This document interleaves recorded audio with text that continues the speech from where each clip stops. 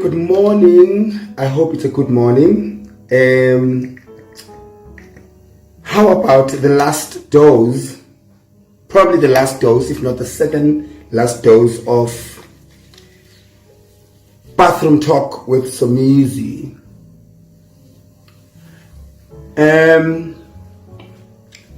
I want to talk about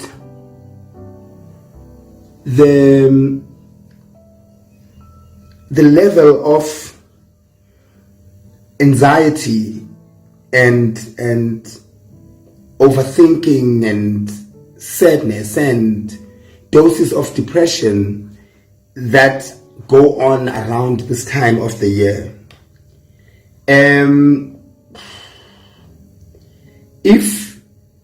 If you are going through those emotions,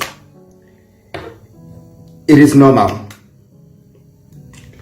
At this time, it's very easy for people to hide what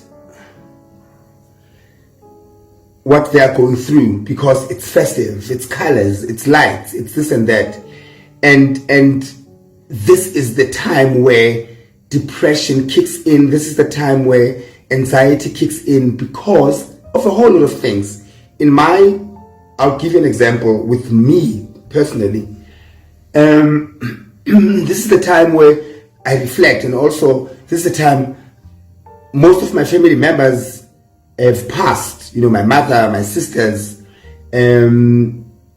my cousins, and this is the time where Christmas festive becomes one person less, if you know what I mean. So it's easy to get into that emotional state, but it's also easy to hide it. Also, another reason why people would go through that emotional state is because they reflect and they introspect as to how far they've come from the beginning of the year. Have they met their goals? Have they achieved their goals? Have they succeeded in whatever that they are planning to do, or they planned to do, the New Year's resolutions and so forth and so on? And you realize, damn, I did not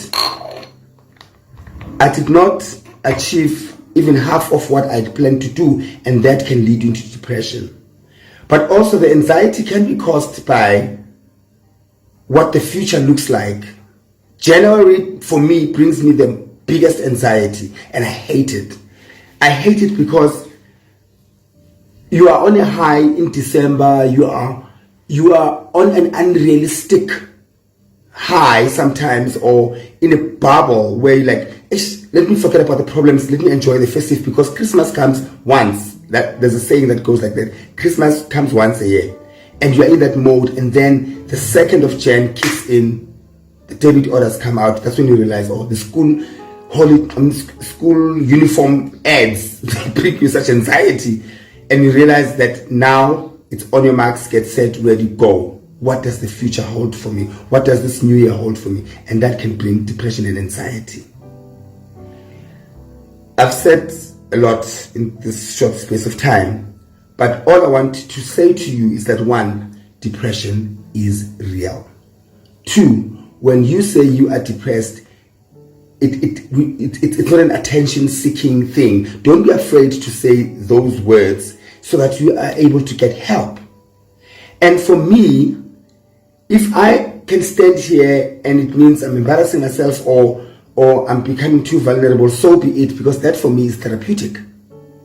There's so many faces of depression. There's so many people that have committed suicide that we know of that looked the happiest.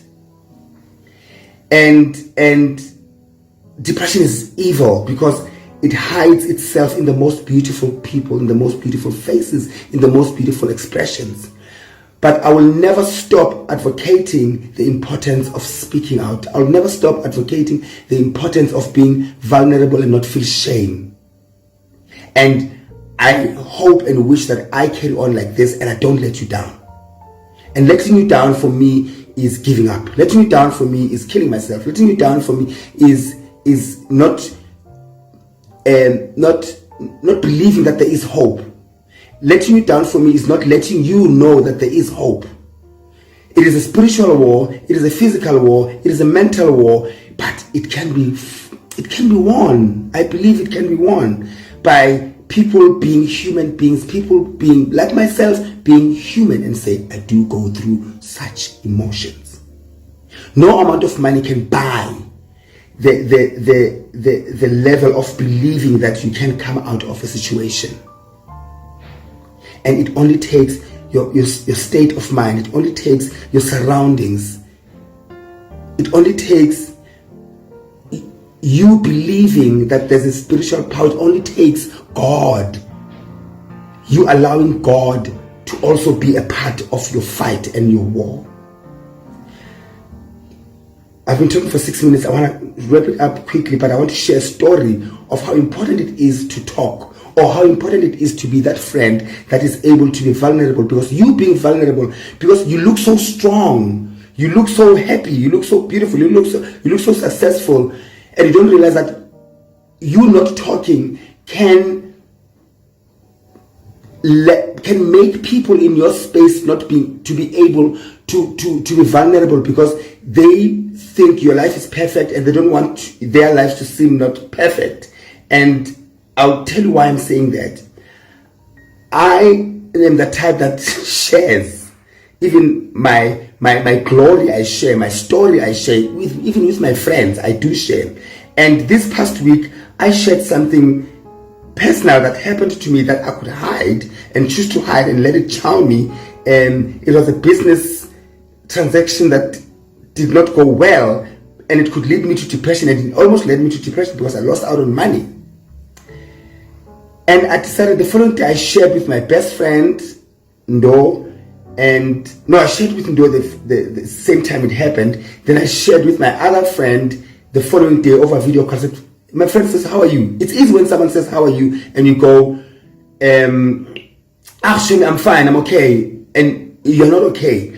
And I'm the type that goes, I am okay because I'm alive, but I am going through ABCD. And I told my friend, little did we all know that the same friend that I'm telling went through the same thing a month ago, and we were together and he was happy. We were great. We were at Mafikeng at Casper's thing and we were happy. It was nice and everything was great, and we came back and everything was nice. Little did I know that this friend of mine went through the same thing, but was scared to talk, because the circle of friends that we surround ourselves, most of the time we portray success, but because we are successful, but we don't share the vulnerability or the vulnerable side or the tough times that we go through, because we are scared that you choose what to share with, who you share it with, because things can get out, and that's how news get out. People, your enemies find out about your tough times because of the people that are around you. So it's very important to know who to trust. And me sharing, I share because I'm at a stage where I don't care what the world thinks or say about me, especially in a negative light, because I know my truth, and I know that I am not the only one that goes through whatever I go through. I am human, and I embrace my human side. So when I shared with that friend, the friend, only then that the friend spoke, and I said, friend, never do that. You are in a safe space here. You are in a safe space.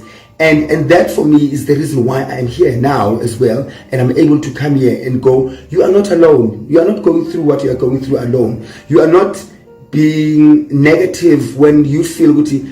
This festive season is not festiving, and also if it's not festiving, you try to be in a positive space, but that feeling of it not festiving, you are not the only one going through, and it's not the end of the world. And whatever that you're going through is not the end of the world. Fight it, pray about it, find help, speak about it, share it, and release it. Don't let it imprison you. I wish you come through whatever you're going through right now, and you must know, it will be over. Nothing is permanent, including happy times, so including sad times. Nothing is permanent. I wish you a beautiful festive season. I love you. May the God, or the good God, bless you and protect you. May you be in a space where you know that there is hope. And even if this is the only space where you feel that there is hope, I'm the happiest. Happy Christmas, Happy New Year, Happy 2023. Let's go. Let's keep going. We deserve more. We deserve better. We are gonna get better. We are in a journey of getting to that place. We might not get to that place fully, but we will be better than we were yesterday. I think I've said enough. And thank you for listening.